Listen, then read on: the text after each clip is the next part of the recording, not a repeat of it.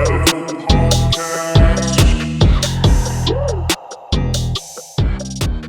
up? Welcome to the Shut Up Devil podcast. It's your boy, Pastor Caleb, back again with my man, the co-host of the show, Kavon, Amazin Grace. What's up, man?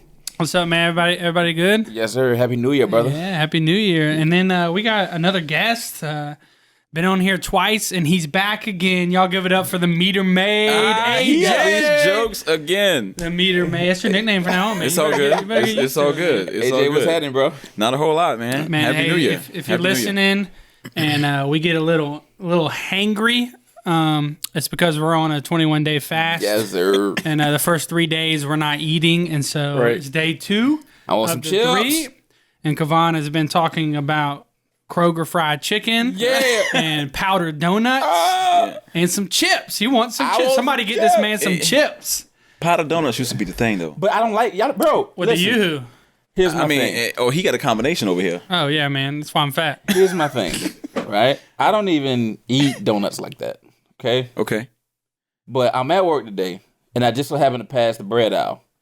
That bread never smelled so good, bro. Just because bread. you're not. You first off, you can smell prepackaged bread through the package. Caleb. Well, I mean, that's how you know you're hungry. When you're not eating, your senses are like hyping. Like you can smell stuff that you never really would notice. When that bread delivered, when they deliver that bread, you smell it. Like you smell that bread. I can see that. You smell that bread. But like, bro, I walk past the section with like the Hostess and like muffins and all that stuff like that. I eat it every now and again, but I'm not like I don't go to the store looking to buy muffins. But I walk past the powdered donuts. And it's like those donuts never looked so powdered in my life. You know what I'm saying? So it was just like, why is this happening? You know what I'm saying? Like, you see, they did not look more powdered. Bro, it was, man, them donuts never looked so, and I don't even eat powdered donuts, bro. Like, those used to be the thing, though. I maybe had one powdered donut in like 10 years. I don't eat them either. I don't eat no powdered donuts, bro, but they look amazing today. Yeah. You hear me? Then the chicken was smelling good. I was like, you know what, man? Next year, I know better than to work on the days that we fasting. You got it bad, but man, my wife last night, so she can't do the no food because she's feeding our baby. Right. And so she made one of my favorite meals last night, and she said, "Oh, babe, I'm sorry, I forgot." I said, "Get out of here." I'm sending back your Christmas gift. I was like, man, you know what? Let me just go lay down. I don't want to sleep. I was like, you know what? Let me just go. Matter of fact, I'm gonna go pray for you because you did that on purpose. All them times that I made you mad, you did that on purpose. Give me back. She did that on purpose, AJ. Right now would be a good time. Bro, AJ, she did that on purpose. All them times he made me mad. I'm about to cancel her plane ticket to Cali. Don't do it like that. Don't do it like that. Nah, I'm excited about this podcast. I'm excited about the fasting time, though. You know. Oh yeah, for sure. I'm excited about it.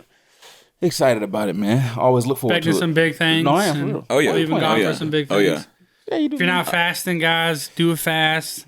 It doesn't mean you don't have to eat. It don't mean you have to do the Daniel fast, or you can do something, but make sure you're sacrificing something important, something that would be hard. Make it hurt. Yeah. A lot of kids do social media, which is stuff good. like that. Sugar, that's the number one thing. Stuff like that. So, man, do a fast and use this time to get closer to God. And it's biblical. It's in Scripture, but it says it doesn't just say fast. It says to pray and fast. Right. So make sure you're spending time with God so that you can grow closer to Him. But that's not what we're talking about today. We're talking about obedience. All right.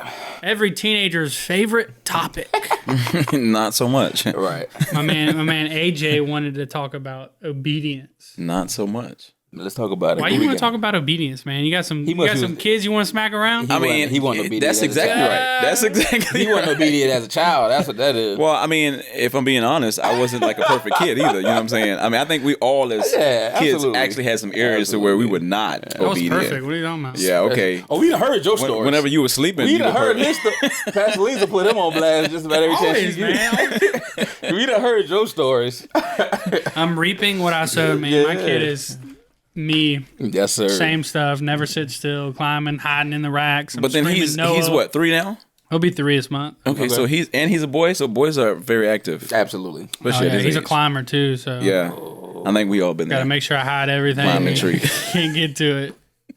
I walked in him the other day, and he had my little 4-month-old daughter completely naked, wiping her butt and putting on a new diaper. Oh, man. And I said, oh my gosh, this could have been so bad. Yeah. Like, no, you cannot stay around with her. She could have been on the bed or dragging her by her head or something. Right. But I mean, that's actually pretty impressive to see what he was actually doing. Like he was actually taking on the role. Yeah, he's smart like his because dad. he's his child. You heard that, right? Yeah, I heard him. I ignored it. I kept it going. He had to throw it in there. He had to throw it in there. No, but obedience. What a topic for teenagers. Yeah. Did any of y'all struggle with obedience as kids? Bro, man, listen. Did I? Did I? Like my mom used to say, my mom, when she would work in the daytime, well, I mean, I'm quite sure that's about every parent, when I would get out of school or anything like that. And some parents, it's too hot out for you to be outside right now. And I'd be like, but I want to go outside. You know what I mean? But, man, she'll either go to work or it'll be like a weekend when I'm, when she's working and I'm home from school and all the stuff like that. She tell me not to go outside. Man, the moment she hit that door to go to work, pew, out the door. And then one day I got caught. Toe up. Look at here. Boy, she told me out the box. You hit me out. But, you needed every bit of it. It was my fault. Yeah, I was being disobedient. She told me not to go, and I did it anyway. So, I can go on and on. Yeah, I mean, well, automatically, when you think of disobedience or being obedient, you think of the 10 Commandments. The fifth commandment is, I believe it's the fifth, honor your mother and father. Honor your mother and father. Usually, and what I love about that commandment is it's the only commandment with a promise. It says, honor your mother and father so that you can live a long life. Your days will be long upon the earth. And I love that because, as teenagers, you hate that because your parents always, for me, my dad would always pull that up. And go. He would be the one to do it. Go Christian on me. I was kidding up, but he would pull it up. The Bible says, "Honor your mother and father, so you can live a long life." And looking back, I'm the same way. Like I'm talking to kids, I was like, "Man, hey, this commandment has a promise. If you want to live a long life, man, you gotta honor your mother and father, and that's not always easy." Nope. Especially when you're playing a video game and they tell you to do something. True story. For real. True story. Dude, so I've noticed every parent thinks you can just pause a video game. When it's all online, you can't pause it? No, you can't. Not when it's live, you can't pause it. That's what I'm saying. You can't pause it. My wife don't understand that. She's like, come help me. I was like, well, I'm in the middle of this game. I'm like, what you want me to do? He's like, but this game I'm going to let my team down. Yeah, I'm going to let my... It's usually something stupid she got in the shower and forgot to get a towel. I was like, what are you doing? You need a towel. You're getting in the shower. So it happens. That's honest though. Yeah. It happens. I don't know, man. I don't ever forget it. Nah, I don't know. I'm good. I keep mine. But actually, mine stay in the shower. So way in the bathroom, I was saying. I was about to say what? Because that's mine pointless. Stay in the bathroom. Mine stay hanging up in the bathroom. That's how you shower is a wet towel. That's it. Man, you know what? We ain't going to do this today. The thing that I find interesting is that I have a lot of kids that they always respond to me. When you tell them look, you have to be obedient and listen to what you're being told, and they're like, well, what if they're being rude to me, or what if they're responding to me in a way that, and then it's like, well, I'm going to say the same thing, or I'm going to do the same thing that they're doing to me, and I'm like, well, how does that make any sense? Yeah, because you're not honoring them by actually doing that. The whole point is that you're doing it regardless if you like it or not. I've noticed with this whole culture, this generation, it's you gotta give me respect before I give you respect. That's exactly right. But then you do you, I do me. Don't get me started. Yeah. My thing is, it's like you don't get honored when you do this tit for tat kind of thing. Yeah. You do it regardless of how you feel or regardless of what they say to you and how they say it to you. The thing is, you have to not focus on how it was delivered, but what is it you're being instructed to do. I mean, my thing is, if it's not unethical or immoral, then just do what you're asked to do. Yeah. And stop thinking that, if they be rude to me, then I'm going to be disrespectful. And it's like, it doesn't work like that. It don't work like that. Especially when you're dealing with your parents. Yeah. When they're telling you to do something, you better do it. Well, you know what I mean? And just like Caleb said, this new generation. But if that was me, I wouldn't even think twice about it, because my mom had a hand. I thought twice about it, but it wasn't no good. My mom had a belt that was lethal. My mama spanked me and I laughed at her. She told us. Yeah, she's okay. She told the only time she's ever hurt me is she hit me with a plastic hanger, and it snapped across You probably my leg. needed a little bit more than that. I said, Mom, that hurt. She said it meant to. Yeah. But what's crazy is, so she would beat me, and I just laugh at her, and then she'd say, "All right, I'm gonna go get your daddy," and I just start crying. Because you knew, like, hey, that hand was coming. Before he hits me, I'm crying. That hand was coming because I could feel the pain coming before it even came. Like my body knew. There's something about that. I'm going to tell your daddy that sends fear and trembling throughout your body. Oh, dude. Because even though my dad lived in Atlanta, like when my mom said she calling my daddy, or she would call and tell him something that I did bad or something like that. Right. And even though he lived in Atlanta, like when he's screaming at me over the phone, it felt as if he was there. And I'm just like, you know what? I don't need this in my life. Like it's something about that when I call your daddy or when I tell your daddy. It's so like it's trembling up. I used to hate it when she said, "Wait till your daddy gets home." Oh, I used to hide under the bed. dread. Literally, I would hide under my bed and I would pray. And I would just pray. So you were smart. Yeah, but I would pray, and guess what, dude? I would skip dinner just so he wouldn't see me. Like look, I'm not even he going forgot about me. No. The next thing you know, I'm getting dragged out from under the bed. You know what? What I would do is what I would do is if I know I'm finna get a spanking or a beating, I would just go get in the shower. Because if that's the worst. No, because if I go get in the shower, in my mind, by the time I get out, she'll be done forgot about it. Yeah. I'll be in that shower for the longest time. And then next thing you know, I come out, I go sit and, go downstairs or something like that and act like it, she forgot. It worked a couple times. No. But other than that, man. I've only got out of one spanking, and it's because my dad, I was probably like 5, told me he was going to spank me. Yeah. And I went into my room, and I put on every pair of underwear that I had. Then I put my shorts on, and I went in there, and he started spanking me, and I wasn't crying. That's clever. So he knew something was wrong. And that joker looked and saw all that underwear and couldn't do nothing but laugh. Look, I don't think I could do anything after that either. I think it worked. That was the only thing that ever worked. I don't know if that would have made me mad or not. He just, it's clever. I mean, for me, I'd be like, see, this is too clever. Like, I can't even take you serious right now. I probably would have laughed, but I was going to get you, though. Like, who even taught you how to do this? Like, well, my little kid, man, Noah, man, I you give your kid that look, they know what's about to happen.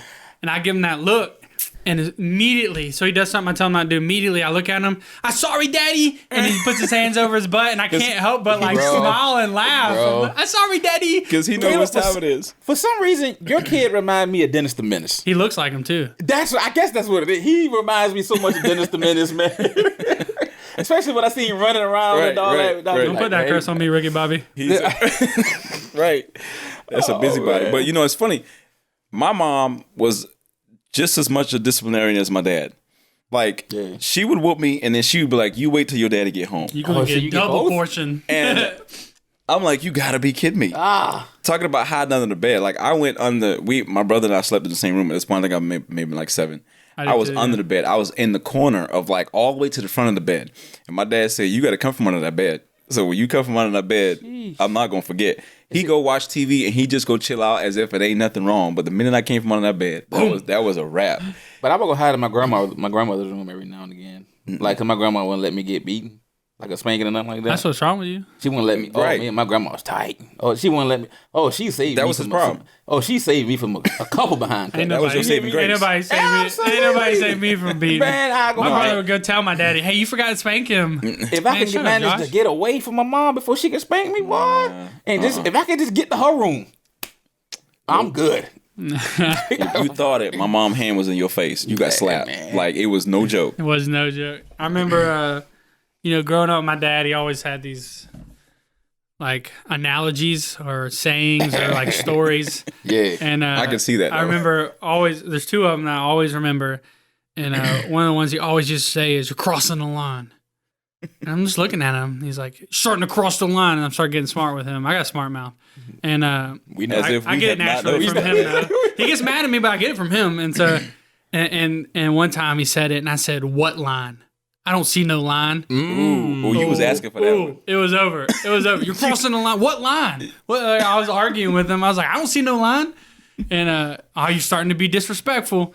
And then I remember him always telling the story about, there's a picture of a circle, like a ring, a circle, and inside the circle, you got God, you have his favor, you have his protection, you have all these promises from God, and then outside the circle is Satan.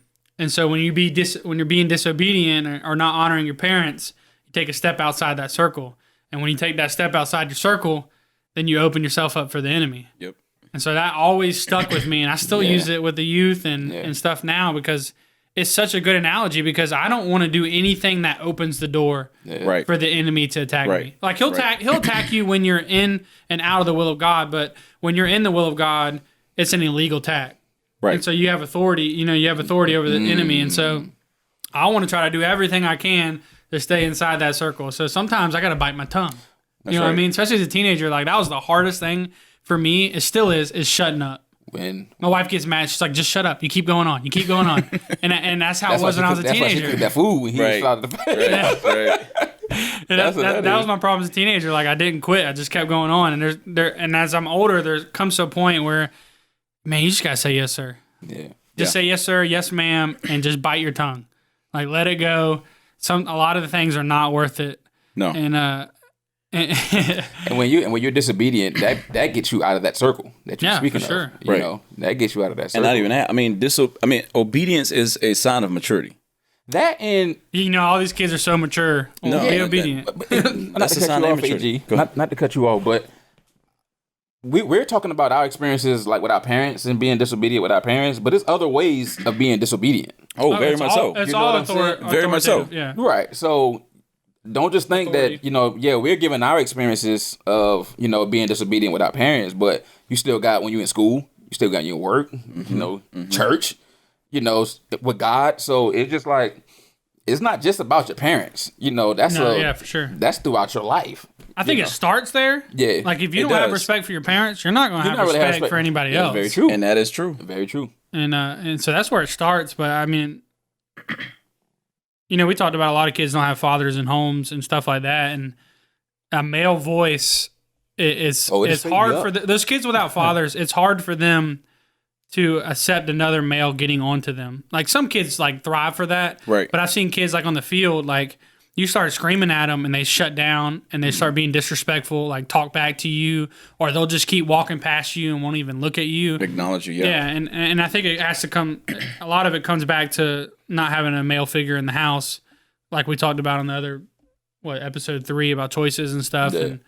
And so like if we realize, okay, I don't have a father at home, it doesn't mean that I can be disrespectful to other males, maybe because my father is a deadbeat or, there's different circumstances, of course, but if we realize, okay, God, he says he's the father to the fatherless, right. Like we talked about that. And so if I realize, okay, God's my heavenly father, he's replacing that void that I'm missing on earth. Right.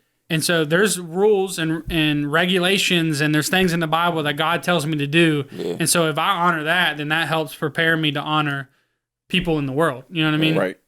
And we're not saying honor people.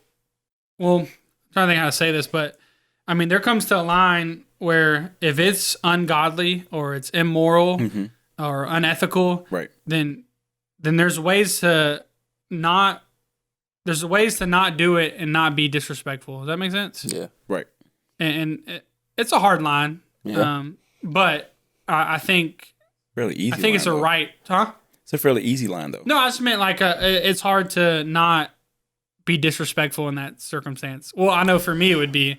Well, I wouldn't even say that it's disrespectful, though, because if it's something that they're asking you to do is not right, then you just say, no, I'm not going to do that. Yeah, but I'm talking about like as in like your attitude towards it. Like, oh, I got you. Your response to it. Like okay. being a butthole or something like that. Right, Can I say that on the podcast? We already did it. It's all good. I might get in trouble. But you mentioned football, okay, and you mentioned some kids who you'd be a better man today if you played football. I just wanted to let you know, but go ahead. No, I still love you though. He always got something. You say I got it normally. But anyway, you mentioned the kids on the football team, like and we talking about that fine line. Sometimes it is hard.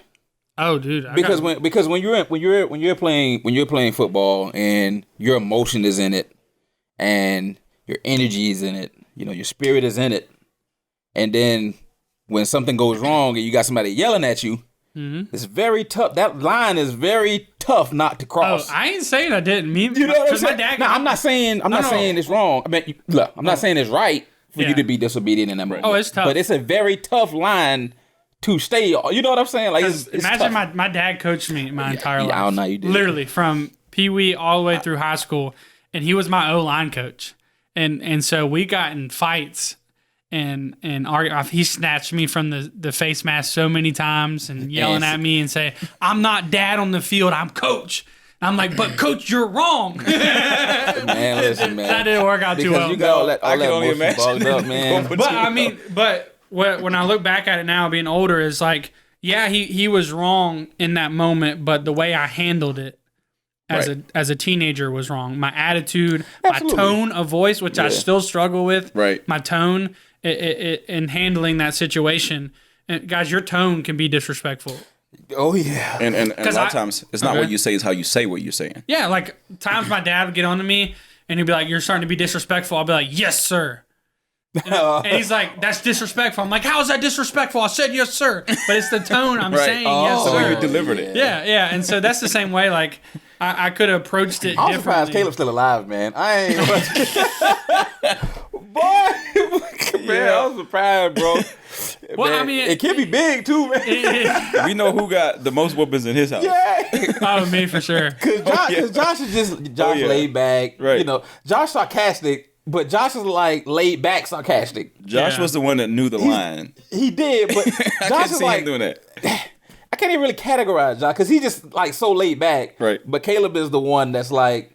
Caleb was a rebel. He's coming. Yeah, exactly. He was a rebel. I was a good kid though. Not TPing people's house. Would you rather me be TPing somebody's house or going to get drunk and having sex? Right. Like, you know what I'm saying? You know what? You're right. Yeah. Like, if I got a two, that's a line too. Yeah, he's right. I was a bad little kid. Yeah. But I was a great teenager. My brother was opposite. My brother was a great little kid and a bad teenager. Oh man. But I did have my problem was my mouth. It still is. Like I'm still working on my mouth. Like as long as you know that though. Yeah, I mean, you recognize sometimes you respond. Like sometimes I respond to my wife and I don't realize my tone, and I'm not meaning it that way, but the way my tone is. Oh, you're preaching to the choir, bro. Oh, I know. You're preaching to the choir. I'm sure my Kaylin's amening right now, but like work on your tone. Like if you realize like you think you're being respectful, but you're still getting in trouble, it's probably your tone. Right. And that's something I'm working on constantly. It's tough for sure. Absolutely. But I mean, obedience, what comes with obedience is respect. And the Bible tells you to treat your neighbor how you want to be treated. Right. Love your neighbor as you love yourself. Right. Man, and so that's one of the hardest things to do because there's people that you do not like in the world. Right. You know what I mean? And, Absolutely. And there's a level of respect and stuff that you can give, but at the same time being honest with them. Like if I have friends out in the world, which I do, I'm going to approach it, but I'm going to be like not a turd about it, but I'm going to be like, hey, dude, rude about it, yeah. I care about you. The only answer is Jesus. Yeah. He's the way, the truth, and the life. And I don't want you to burn in hell. Things. Huh? It's a way to go about things. Yeah, I mean, which is why prayer is so important. Yeah. Right. And Vital. praying in tongues and all that is so important because it helps you and all that kind of stuff. So, yeah. Podcast is over. Love you guys. I'm just kidding. He says. No, I mean, AJ, you the meter maid, bro. Like, how many times do people get mad when their meter expires? He says. I was mad. How many times people? I got 2 tickets the other day in Charleston. You got 2 tickets? That's disrespectful. By the meter maid. You should have said, hey, listen here, I'm the meter maid. I know you ain't meter maid, but I'm the meter maid. Listen, you talk about meter maid. I had a real life experience with a meter maid, like for real.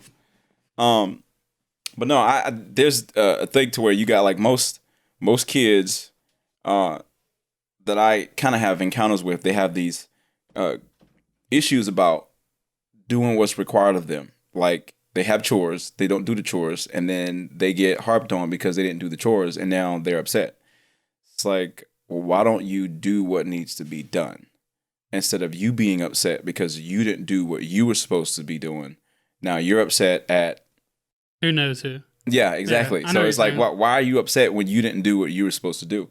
But I said that to say this: it's important to In order to eliminate a number of things, then it's your job to do what you know you should be doing. So your parent doesn't have to come to you and tell you what you should have already done. Now you're upset. For what? Why are you upset? Right, yeah. Because you didn't do what you were supposed to do. So you open the door for them to come to you and tell you. You see that all the time. Yeah, all the time. Every all day. the time. And it's like, you got to be kidding me. Like, why are you upset right now? You knew that was required of you. You didn't do it. So now you're reaping the... You're just being dumb. Yeah. It just trips me out at how that whole process works. I don't remember if I was dumb as a teenager. I'm sure I was. I was pretty wild as a teenager. I wouldn't say wild, but I did some things that I know I should not have been doing. Like hanging out with people that I shouldn't have been hanging out with. Which is dumb. I mean, granted, I never did drugs. Yeah, but I'm saying, but if you think about it, looking back, like, that's dumb. That was really dumb. That was really dumb. Because, you know, places I shouldn't have been. There's a lot of small choices we make in life, and they affect your life. Like, whether you realize it or you see it manifest the next day, like, it affects your life. Oh, yeah. And I put something on Facebook. What I put up there? I put it up there yesterday. It's the small choices no one sees that results in the big impact everyone wants. And then I talked about how, like, the decisions we make today determine the stories we tell about our lives tomorrow. Oh, yeah. And it's so true to think about. Like, there's times in your life where you have a choice whether to be obedient or disobedient, and it can affect your life. That's right. And it's also one decision. And it is something you might be telling 20 years from now of your story of how you chose to do the wrong thing and you ended up in prison, or the girl's pregnant or something, you know, something like that. That's not good. Yeah. And I'm sure as a cop, you see that all the time. Oh, yeah. And, I mean, that's just a part of the choices. I mean, that's actually one of the crazier choices that I've actually made and got myself tied up into some craziness that I shouldn't have even been into. Yeah. But again, it's all about doing what you know is right. Which is a part of you actually being obedient. Yeah, which is true, because like people think, well, just obedience results or is only tied to humans, but no, the Bible has directions for us and guidance for us, and so like being obedient is what God's word says. What does He say? What am I supposed to be doing? Right. Who am I supposed to, what am I supposed to be? What am I supposed to wait till I'm married, or am I supposed to do this and supposed to do that? And so that's another part of being obedient. Like, God gives us commandments all throughout the Bible of what to do and how to act and how to talk and stuff like that. And so obedience isn't just linked to your mom and your dad or your teacher, but it's linked to God too, which is really important to be obedient to. That's right. And just to kind of piggyback on that, I know a lot. Did you do a lot of piggyback? Man, you always piggybacking. Like, I mean, look, being little, you just jump on people's back. I mean, the thing is, I was just thinking, Might be a leprechaun. I was comparing his size and my size. I'm like, look, so it could be easy. I'm just saying. You calling me a pig? No. Here comes the fat jokes. I'm not. But I can remember being a teenager, and a lot of the things that I thought was cool, even though I was actually in church and I knew they were wrong, I still partook in them because I thought that this is what everybody was doing. So, hey, this is cool. Oh, for sure. But what I'm saying is like for those of you who are listening, just because it's cool or it's the in thing is not cool. Yeah, it's really not cool. So you shouldn't be doing what you think is right when you know it's wrong. Right. Just because you see people doing it don't mean that it's automatically right. Right. And it was like, majority is doing it. So, hey, why not? Well, a lot of times as teenagers, you feel tempted to simply try to fit in with others instead of doing what is right and fighting for what is right. Right. What you know is right and what is true. Mm-hmm. And peer pressure is so real. It is. Very much so. And, it is. And a lot of times when you go into bad peer pressure, you're being disobedient to your parents. Yep. Some parents don't care, which is sad, but God cares and God gives you. Nowadays, that's like 60% of the parents that just don't care. I don't Sadly, right. It is pretty crazy. And then a lot of times we do stuff because we don't fully trust God. You ever notice that? Like, we're not fully trusting Him in a situation. And so we're like, well, I'm going to try to do it my way.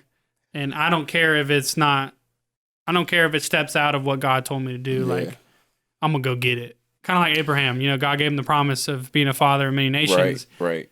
And he didn't completely trust God. And so he's like, hey, you know what? I'm going to go sleep with my slave, whatever she was. Because it was introduced to him. Yeah. Yeah, that's true. But you know what I'm saying? Hey, why not just go ahead and, But he tried to do things his own way. And guess what? It didn't work out. It didn't work out, no. It never works out when you do things your own way. It looks like it at first. Like, hey, I'm having a boy. But it's not what God promised you. Never works out that way. No. My mom always had a saying when I was a teenager. She was like, look, everything that glitters is not gold. So you go out there and you get yourself some stuff. I mean, there's a book on the shelf right there, Good or God. Yeah. Not everything's good. It's from God. Because the devil will throw you down some paths. That is so true. To get you off of God's plan for your life. Been there. And, a lot of times we especially as teenagers, you find yourself listening more to the world than listening to God, or listening to the Bible, the Word of God. You ever notice that? Like, and for me, I'm speaking for myself. It seemed as if it was more appealing. It is more appealing. It is more appealing at the time because I was ignorant to a lot of things too. So that absolutely. Sin is appealing. It is. It very much is. But it doesn't last. It doesn't, and it leads you down a dark path. Very short time, and all that, and it feels terrible. You feel terrible while you're doing all these things. Once that high is, and not even that, terrible. You feel like an idiot. I noticed while you're in it, again, like you just said, you have the experience where things are great, but it's a setup. It is. Like it's a setup for you to be in this moment of feeling good, like you all the way up here, and it's just like I'm going to drop you. What do you think about the Bible talks about the highway to hell? That's what we're going to call it. The highway to hell is wide. Yes. Very wide. And then the Bible says the highway to heaven is straight and narrow. And a lot of times the highway to hell is so wide, there's no rules, there's no regulations. You can go as fast as you want, you can go slow, you can do whatever you want, right? But the way the narrow path to heaven, the highway to heaven, there's regulations, there's speed limits, because a lot of times it's designed for you to go a certain speed for your safety, and when you go over that, you open yourself up for harm. A lot of times the devil, he'll throw things at you to get you wiggling. You ever been in a car with wiggling? And get you wiggling so that you take your focus off the highway to heaven and you start looking to the left. You're like, man, that looks good over there. Oh man, they're getting drunk and having fun, or they're having sex with all these people. Like it looks fun on the side, but it's the devil just trying to distract you because the road to heaven is narrow. That's right. There's rules, there's regulations, there's obedience, there's respect, there's things we have to follow to reach it to heaven. That's like right. You can't just, I'm saved by grace and I can get to do whatever I want. No, it doesn't work that way. I've heard that, by the way. Yeah, the hyper grace message. I've actually heard that when they would talk.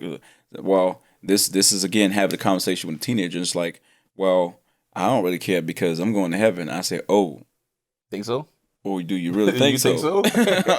No, it does not work like that. That's how it works? You don't get to confess that Jesus is Lord and invite him in your heart and then just go out and be disrespectful. And do what you want. That doesn't work like that because what do you think about you still let that sin back in. Exactly. You still let sin back in. And you're not being the light of the earth if that's. Well, this is where it comes down to, like, all right, say, like, when you first get saved and stuff, like, you're going down the highway to heaven, you're moving forward, you're excited, but then there comes to a point where you just are moving in place.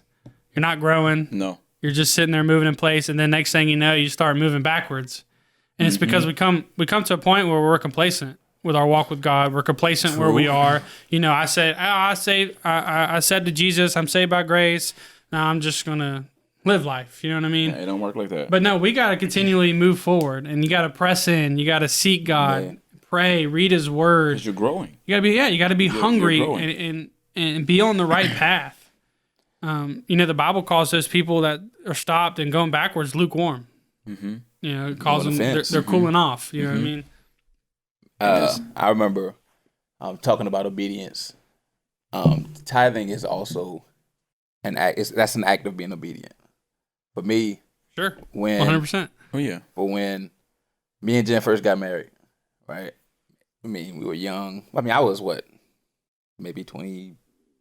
I do not know, man. Something like that. But anyway, we had first got married. Jen had lost her job, and it was all on me.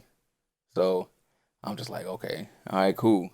We tithing, But then when things start to come, bills start to come, and I'm just like, okay. I need to hold on to this 10%. Yeah, you know what I'm saying? And I would pray. I would be like, God, I just need you to bless me with this, that, and the other. And I'm like, But when I finally realized, I was like, well, how is he going to do that when I'm not doing what he said? You know what I mean? How is he going to bless me when I'm not tithing like I should? True story. You know what I'm saying? I wasn't being obedient to what he says in his word, and I will say when we like finally like say, okay, I don't care what Bill do, this is what we're going to do. Right. When we finally got to that point, it was like a drastic change in our life.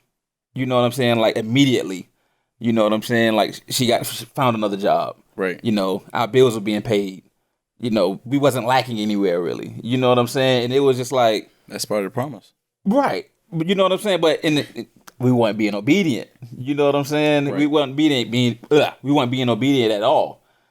So, tithing is a part of that.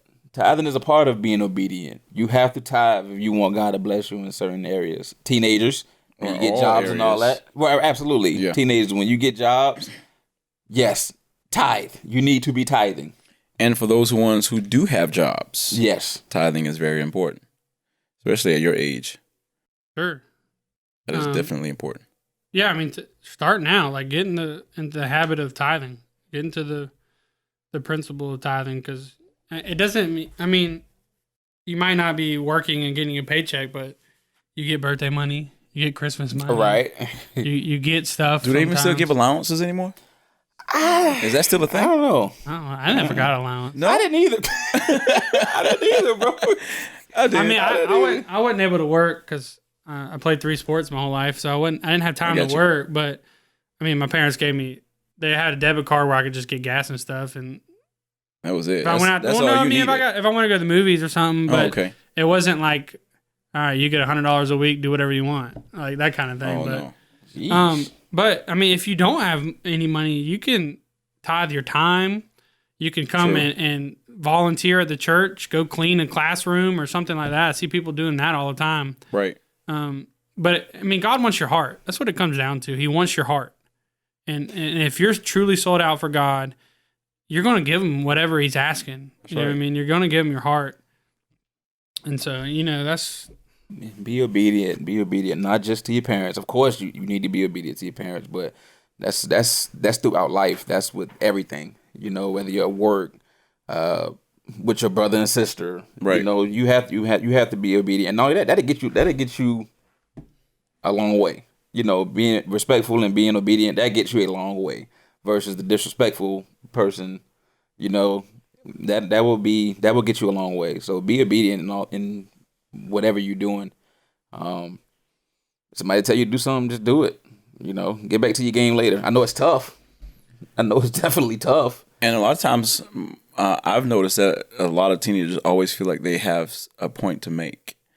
Like whenever they have something that is instructed to them, and it's like I have a point to make, and you're not listening to me. It's like, no, you're not listening to me. And I'm like, well, you forget I've been living a lot longer than you. Yeah, absolutely. So my dad said, "How old are you?" I've lived twice. I've lived double or triple your age. That's what he said his whole life. And they don't understand that is actually important. Like you don't realize that I've been where you are right now. So I'm trying to help you from not going and doing not even saying that things that I've done was crazy, but trying to prevent you from going down a path that you don't need to be going down, to say the least. So for sure, like I mean, some of these kids, like I want to slap them for their parents. True. Sometimes I'd be having to think, I would be lying if I said my child. I told a girl, she's probably gonna listen to this too. I told a girl Sunday, I said, "Hey," and she turned and looked at me and had that look on her face. I said, "I will slap you." I won't slap her, but I told her that and it made her smile. But you carry around, don't carry around an attitude. No, it's not going to be good for you in life. It's not going to get you entitlement, isn't it? Yeah. Well, a lot of it too is pride. True. A lot of people in prison like that have shot and killed people is from pride. Like, you're not going to disrespect me. Yeah. I'm going to take care of this. And then next thing you know, they shoot and kill somebody and they're in prison. Yep. Yeah, you see it all the time. You're a cop, and they really don't even be trying to do it. Like, no, it's because their pride gets a hold of them. Mm-hmm.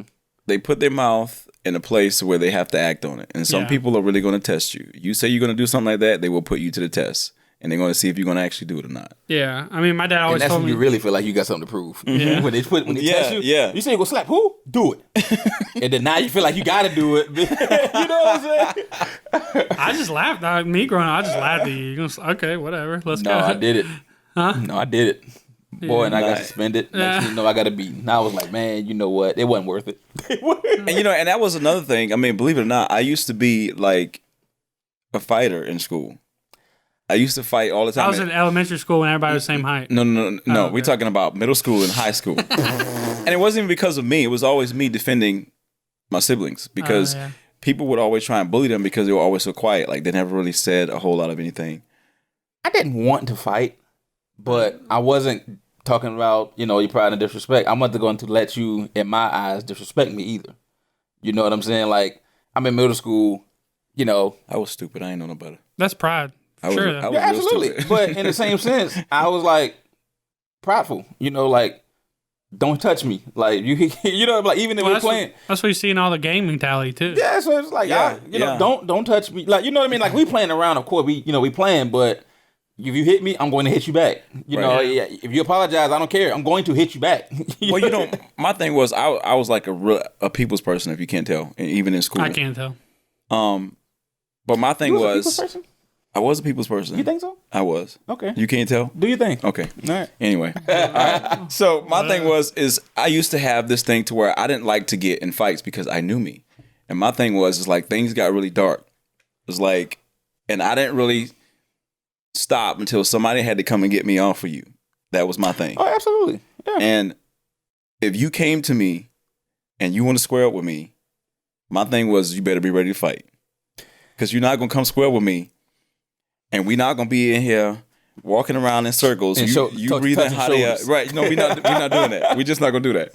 But it used to happen all the time. But that was one of my pet peeves. Do not approach me if you're not ready to swing because we're not going to do this. Hey, man. I don't need you in my personal space.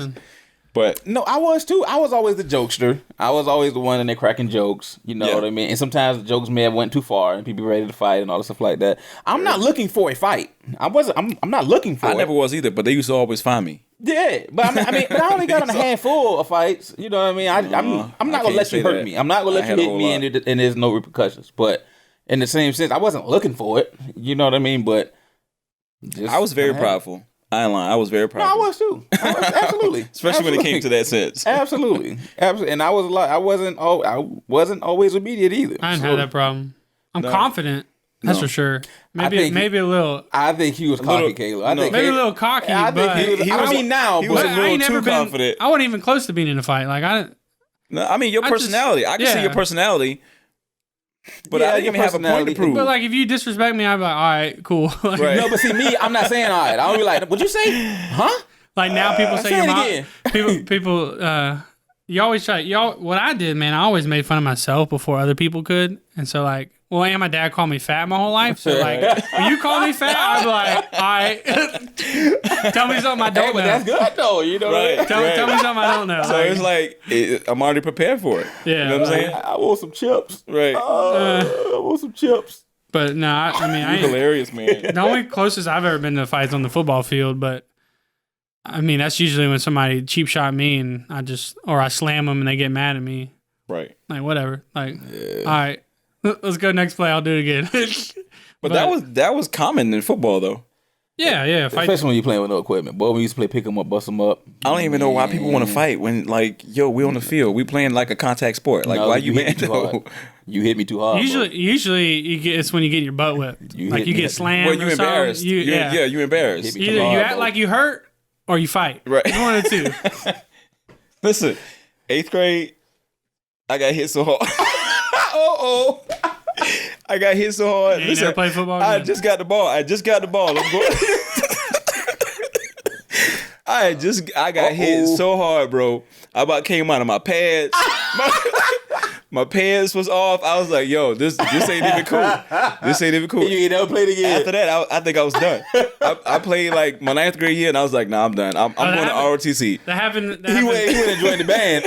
No, it's funny, man. Somebody ran to a couple that I went to school with their kid, and they found out Womble, and they're like, oh, you know Caleb? Yeah. And She's like, I still haven't forgave him for ending my son's football career. No. I was like, what'd you do? I knew exactly who she was talking about. No, it was his first year ever playing football. Trying to kill people out doing the it was 8th grade. It was first year ever playing football. I played middle linebacker. And that was my first year playing too. And we ran a sweep. We ran a sweep, and I blitzed straight through the line and just drilled him and broke his collarbone. Ooh. Joe could never play football again, but it's funny because all these years later, he hadn't forgiven me for it. Listen. I said, dude, I did you a favor. Right. Players like that, you hit me too hard. You break my collarbone? Listen. When it healed, we was gonna fight. Hey, it's a grown man sport, man. Get off. All I know, I was dazed and confused getting up. You know what? Like I hit. That's why I stick to basketball. That's why I stick to basketball. You hit me too hard. Oh, it's beef. That's why I never got into boxing. I need a different position. Never got into boxing. I didn't want to be the running back no more. I didn't want to be the running back no more. I was like, no, I'm done. Give me the running back no more. Run back home. Straight up. Let me stick to my basketball. I was like, hey, my mama ain't here yet. I'm ready to go. Nope. Go get me. I was looking for that minivan. No, but I've always realized we be disobedient or we make the wrong choices because we think we're supposed to be popular. You know what I mean? Like we're not called to be popular. Right. We're called to obey. We're called to obey God and you know and obey Him because when you obey God, powerful things happen in your life. Very true. Well, it opens the doors for you to receive all that God has for you. Yeah. I mean, there's stuff that we have in our life that blocks blessings like bitterness and honestly disrespect and pride is one of them too. Disobedience. That's right. All that stuff, pride. It all blocks blessings in your life. That's a hindrance. It definitely for sure. is. And so there's ways that there's things that in your life there's like acts of obedience that will change your life. I know one off the top of my head would be reading God's word. Absolutely. And talking to him. Yeah. Read his word, talk to him. It's something that we're supposed to do, and it's not a waste of time. It's not. Spending time with God is not a waste of time. Spending time in his word is not a waste of time. And, you know, a lot of times we have FOMO. We have fear of missing out. I know that was my problem as a kid. It's still my problem. Like sometimes I stay up later just to finish the show because I'm afraid I'm going to miss out on something. Yeah. And like my little kid has it, like, she's trying to eat, but she hears all this noise, so she's constantly trying to figure out what's going on. Yeah. But you're not missing out, man. You're missing out if you don't spend time with God. That's right. Because you grow closer to Him and you get to know God's heart, and growing closer to God is like the best decision you'll ever make. Immerse yourself in His Word, and get to know God and get to know His commandments and get to know what, one of the prayers that my pastor taught me to pray is God, I want your heart for people. And it's true. Like once you have a heart for people, it transforms the way you look at people, the way you talk to people, the way you act around people. Because there's stuff in people's lives that's going on, and if you see lost people, like instead of being disrespectful, you long for them and you want to pull them off that highway to hell and help them to get on the straight and narrow path. And we can't do that if we're running around being disrespectful. Yeah. You know, we're called to love, and you know, it doesn't mean that you accept people's way of living. Right. Have you ever met some people that just want to be disrespectful? Yeah. Like they just want to be, like, you know what I mean? Like they just want to get on your nerves and want to be disrespectful. Name a couple. Oh yeah, I can name a handful of them. Like for real. Just hear it, are you? Like, but if you think about it, they're self-centered. Because it's all about me when you find people like that, though. Well, a lot of teenagers are like that. They're craving attention because they're not getting it at home. True story. But if you spend time with God, you'll realize that, man, He'll individually talk to you. Like He'll individually point you out and care about you individually. Like a lot of times we think God, you know, He's omnipresent and all this stuff, but man, He's God. So He's really thinking about me. Right. It's so cool to think about, and He'll have a pastor preach a sermon just for you. Isn't that like that's how cool it's amazing at how that works though. Yeah. It can be for a number of different people. It's like, man, He is talking directly to me. So maybe you're listening right now and you feel like God is talking to you. Right. Like this podcast is for you because I'm sure it is. Yeah, definitely. I mean, I can name some kids that I'm going to tell, hey, go listen to episode 7 because you need it. You need it. You get your life right and you quit being a punk because God's got so much for you. Oh, yeah. Word. Oh, yeah. And I mean, there is an a number of things that a lot of kids, they think that they know. Like, what do you know? Well, they think you were just born like 2 days ago. Yeah, they done been around their friends. They done look at stuff on social media. They think they know everything. Then they think they're supposed to act the way of what they're seeing or listening to. That's true too. And not even that. There's a lot of people, of course, on Instagram, these free thinkers, like they just post what they think and their opinions about everything. They're so open-minded that the mind's falling out. Yeah, and then like you're engaging in this stuff. Like if it's not talking anything positive or anything concerning faith or promotional, it's in the sense of progress, then no, you don't need it. Yeah, that's true. Another thing too is I notice a lot of kids don't want to serve without expecting anything in return. You know what I mean? Like they're like, I'm not going to do this unless I get something out of it. Right, but then which isn't honoring. It's not. No, it's not. That's selfish though. Yeah. Because I'm only going to do this so I can get something in return. Exactly, which a lot of people do in relationships. True story. Like, hey, I'm going to date that girl because I think I can get something in return. You know what I'm saying? Right. And that's not how we got to be. Yeah. Dating is designed. We're not going to do. We'll do a dating podcast later, but dating is designed for marriage, and so don't date to date. Definitely. Facts. You know what I'm saying? That's important though. A lot of people don't understand that concept. I know. We'll do that a whole nother. Because they're thinking with their hormones and not, with their mind. Yeah, true. So. And then another thing, like we talked about before, it's guarding your heart. When you guard your heart, that keeps selfishness out. That keeps pride out. That keeps all those things out because you're like, hey, I can't let these things get into my life to where I start acting that way. Because the Bible says, out of the abundance of the heart, the mouth speaks. True. And so when the Bible says guard your heart, it's not talking about your actual organ. It's talking about your spirit. Right. Guard your spirit. So what you're listening to, what you're watching is getting into your spirit. And so if you're watching and listening to trash and disrespectful stuff, you're going to start acting disrespectful. You're going to start talking the way you're listening to. And, because that stuff is shaping and molding you. Yeah, all that stuff is shaping you and molding you. It is. Because again, when me and Pastor Caleb talked about it on the first podcast, when we talked about music, like, I didn't think music was affecting me. I didn't think the stuff I was watching was affecting me until I was having a conversation with one of my friends. He was like, well, you sagging your pants? And I didn't think about it. And just because I wasn't doing like the drug stuff, he was like, well, is your pants sagging? You having sex? Yeah. And I was like, oh, he got me. You know what I'm saying? Facts. You know what I mean? So that stuff do shapes and mold you. You know what I mean? And you may not be seeing it at the time, but somebody else is. Yeah. Right. Well, I've used that analogy like, when you think of a sidewalk being made, what they do is they take wood and they make the forms. Frame it, yeah. They frame it out. They make forms for it. And so when they pour the concrete flows and fills those forms up. And the world does that to us. The world has these forms and these ways for you and say, hey, this is how you're supposed to act. This is how you're supposed to talk. This is how you're supposed to treat women. Oh, you can do that. You can just go to the bars. You can just have sex. Like all this stuff. And if that's all we're listening to and we're getting in the middle of those forms, that's what's going to shape us. Yep. But then you look at the Word of God, it has forms and it has directions and stuff. Being obedient, honoring your mother and father, not much do not murder, all this stuff. God's way in the world's way. Yeah, and then if you guard your heart, then you're going to let God shape you and mold you, and that's going to be the best life you could possibly live. Right. And that's what I want. I want God's best for me. Mm-hmm. And that's a part of being obedient, though.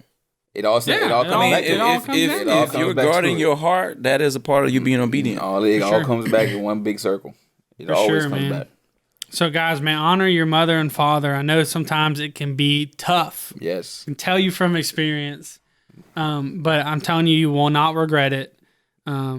It's something a lot of people have to practice. It starts off small, and then you'll notice that you'll begin to have respect and stuff and all this stuff. And that's what I'm working with my kid is yes sir, no sir, yes ma'am, no ma'am, thank you, you're welcome.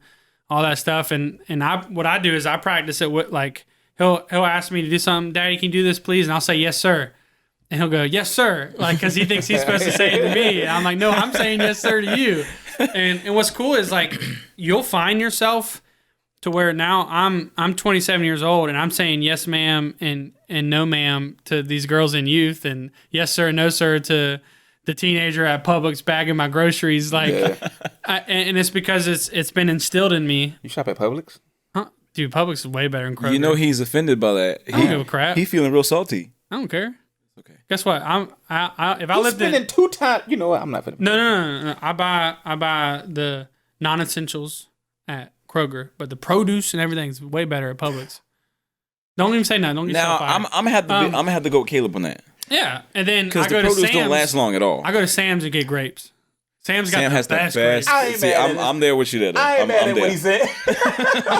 I'm there with you though. I ain't mad at what he said. God, doggy, he got a point. But no, for real though, guys, man, if you're struggling with this, talk to God about it. Repent, get your life right.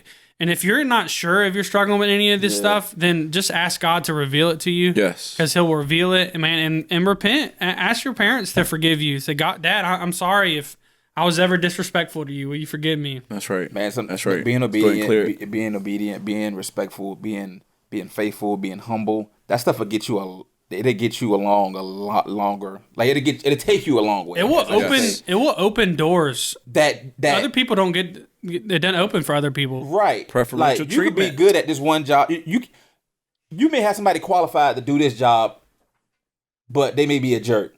By you being, respectful, obedient, and humble, that'll get you further than that person with the experience will. Well, I can tell you this as a coach, like there might be a kid that might be the best for that position. Yeah. And he's a punk. Yes. He's got an attitude. Yes. And all this stuff. And there'll be a kid below him that's not as good, but is like hardworking, coachable. I'm like, dude, I'd much rather play that kid. Yeah, teachable. Yeah, when you got a teachable, I'd much rather play that kid. I see it all the time at work. And not even that, the favor of God will just be upon you to where people will just pick you out and not even. I mean, that happened. Think twice about it. My whole career at like Target. Man, listen, man, we're not just blabbling along. This stuff it will take you a long way. Being obedient, faithful, humble, respectful, all that stuff will take you a long way. Yeah. Versus no matter what qualifications some other person may have over you. Right. Like I said, I see it all the time. It all the time. It happens all the time. It happened in school. Oh yeah. I've had teachers that hated students and everybody hated her, and I'd come in and say, hey, how you doing today? Yes, ma'am. You think I can get you? And next thing I know, I'm making a hobby in that class. Like, look, hey, it's good enough. Hey, win is a win. Hey, my wife was all about them A's. Hey, get me out of school. Let's go. I only needed 2.2 for the NCAA. Let's go. Hey, he was like, that's all I needed. Get the clearing out. No, that's all I needed. I had hope, I think. I don't know. I don't remember. But now, guys, get respectful. Be respectful. Yeah. Be obedient. Work. It's the best thing for your life. Yeah. And remember, never forget to tell the devil to shut up. Love you guys. Yeah.